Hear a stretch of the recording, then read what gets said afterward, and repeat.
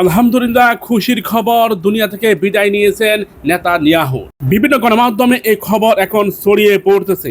ATN news বাংলাদেশের একটি গণমাধ্যম তারা দাবি করেছে ইরানি হামলায় মারা গেছেন নেতানিয়াহু। ইরানের একটি মিসাইল খোরামশার-5 নেতানিয়াহুর বাসভবনে আক্রমণ করে, হিট করে।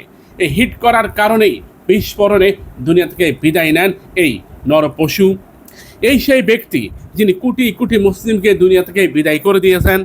ইরান যদি এটা সত্যি করে থাকে কিংবা ঘটনা যদি সত্যি হয়ে থাকে, তাহলে এই যাবৎকালের সবচেয়ে বড় বাহ যেটা, ধন্যবাদ যেটা, মারহাবা যেটা, সেটা ইরান পাবে।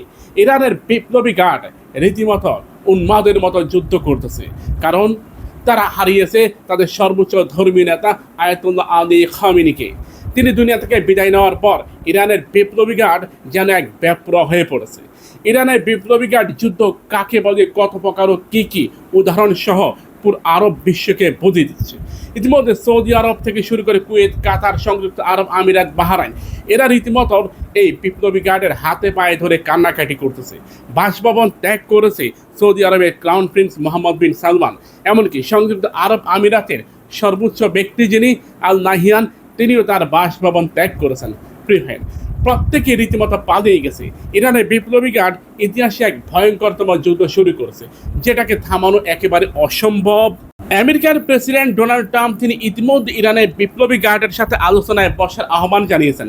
তবে তাদের এই আলোচনার আহ্বানকে প্রত্যাখ্যান করে মৃত্যুর জন্য প্রস্তুত থাকার কথা বললেন বিপ্লবী গার্ড। এরা হচ্ছে সত্যিকারের অর্থে যোদ্ধা, যারা কোনো কিছুই মানতেছে না, সামনে যা পাচ্ছে সেটাকেই শেষ করে দিচ্ছে।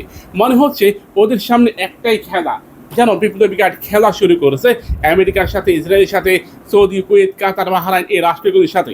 প্রিয় ভাইরা, তারা কুয়েতের উদ্দেশ্যে একটি বার্তা দিয়েছেন, কুয়েত যদি সংশোধন না হয় আগামী 24 ঘন্টার মধ্যে, কুয়েত থেকে যদি মার্কিন সৈন্যদেরকে বিতাড়িত করা না হয়, তাহলে পুরো কুয়েত জ্বালিয়ে দেওয়া হবে।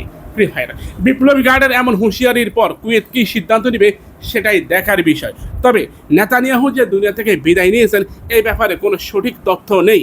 কিছু কিছু গণমাধ্যম এমন খবর প্রচার করতেছে, তবে এটা যেন সত্যি হয় আমরা সেই দোয়াই করি।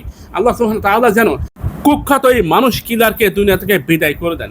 দেখেন, ফিলিস্তিন বলেন, হামাস বলেন, হিজবুল্লাহ বলেন, এমনকি সৌদি আরব, কুয়েত, কাতার, যেখানেই তাদের বিরুদ্ধে যারা কথা বলছে তাদেরকেই তারা দুনিয়া থেকে বিদায় করে দিচ্ছে। বিশেষ করে এই নেতানিয়াহু, ইসরায়েলের বিরুদ্ধে যারা এই কথা বলছে, এই শব্দটি যারা উচ্চারণ করেছে তাদের অনেক বড় ক্ষতি হয়েছে।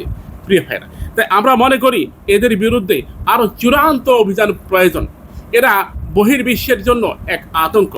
ইহুদিবাদীরা এটা মনে করছিল ইরানের এই দুর্বল মিসাইলগুলো আমাদের শক্তিশালী আয়রন ডোম, এরপর প্যাট্রিয়ট মিসাইল, এগুলো কি ভেদ করতে পারবে।